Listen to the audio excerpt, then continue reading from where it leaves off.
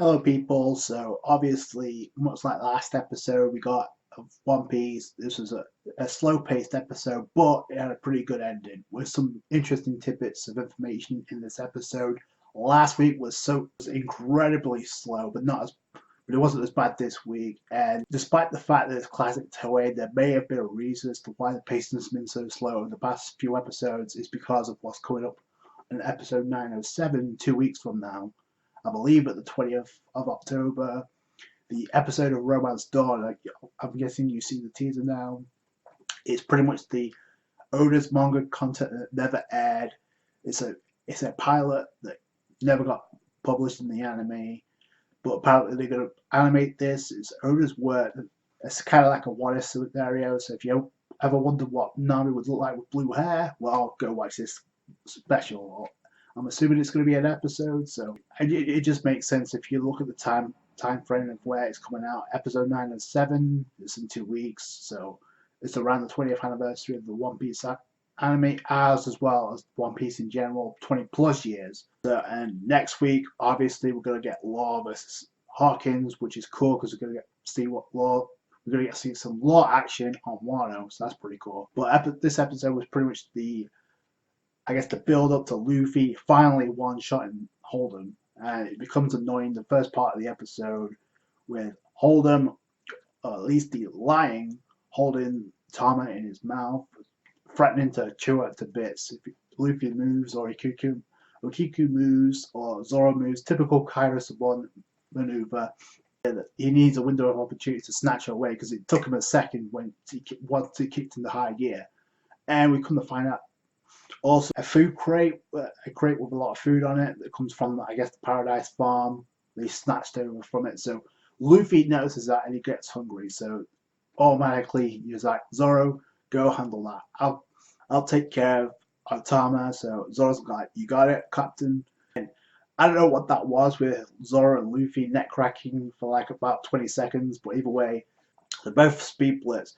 But according to Okiku, there's a reason why they can't fight back or put Tama's life in danger, as well as the villagers of Bakura Town. It's because Holdem is under the protection of the Calamity Jacks, which makes sense, and destroyed back in Zou, or tried to destroy Zunisha.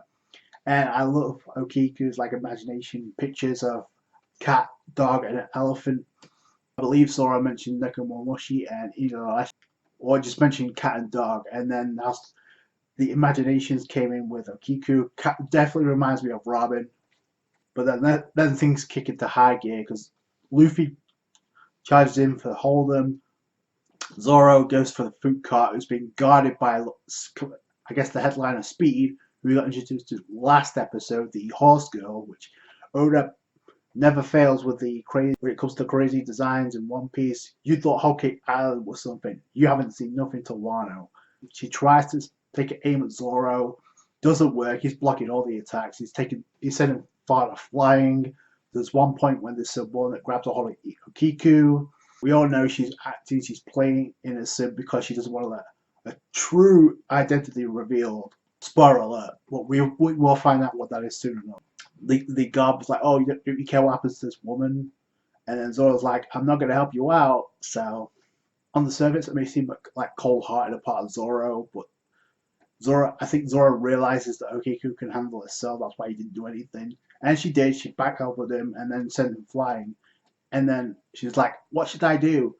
And Zoro's like, yo, take care of the fighter on your side. I'll take care of the right. So at least she grabs a sword and she starts swinging through the fighter like it's nothing.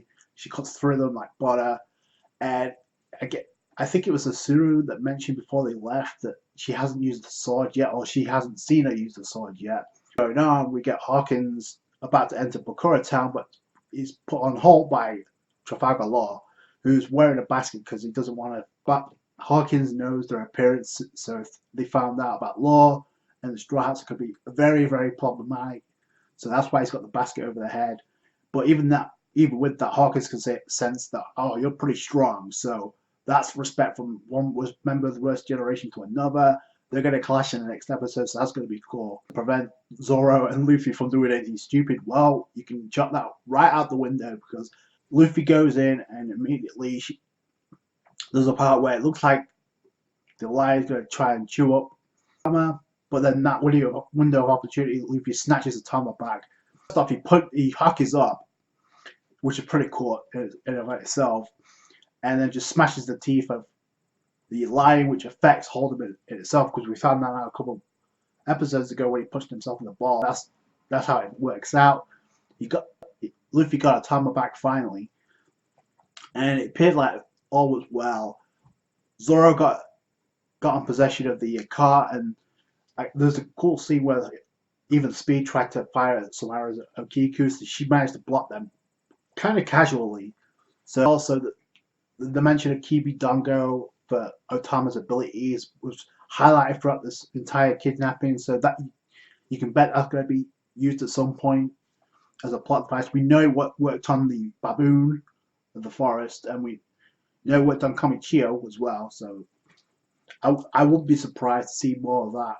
You got Holdem swinging his sword. By the way, it's cool that he can summon fire. I think that's the only cool thing he's shown at this point. I like how the flame spirals, but Luffy still able to avoid it.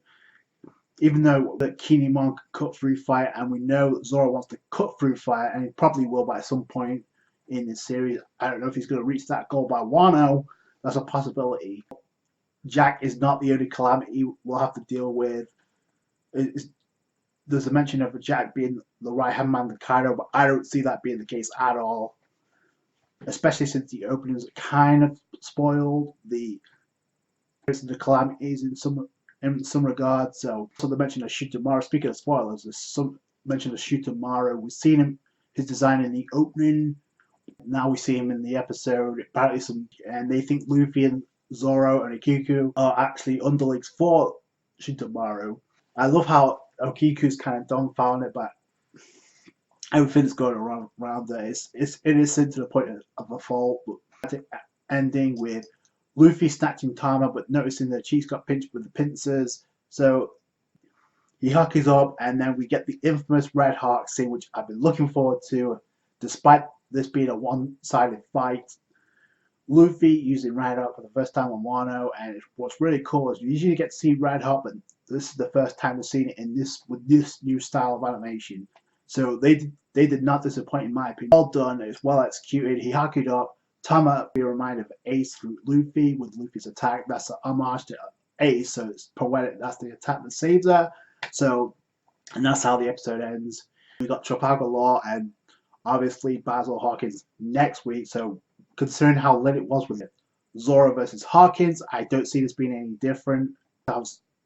Law's like, I gotta take this dude out, and you see the glare in his eyes, like, yeah, he's dead serious. So I can't wait for that. It's going to be a big month in October for One Piece, not just in the manga, not just with One Piece Film Stampede finally being released in dubbed, but also obviously now the One Piece anime is heating up, and by the time, and I know it sucks that obviously it's going to be a detour from Wano again, because obviously we've got Romance Dawn with episode 907 on the 20th, but it does make sense, and technically it's not filler because it is Oda's work. It's just never been aired at this point. So, and by the time we do get back, it's going to get even more monstrous. You read the manga, you know what's about to go down. I don't need to tell you that, so it makes sense. It's been kind of like drastically slow, to be honest, perhaps way too slow, but that's your reason for it. So let me know what you guys think in the comments below. That's going to do it for today, guys. Thank you so much for watching. Like this review if you did. Subscribe, channel for more One Piece. Catch you guys later. Thanks, guys. Bye.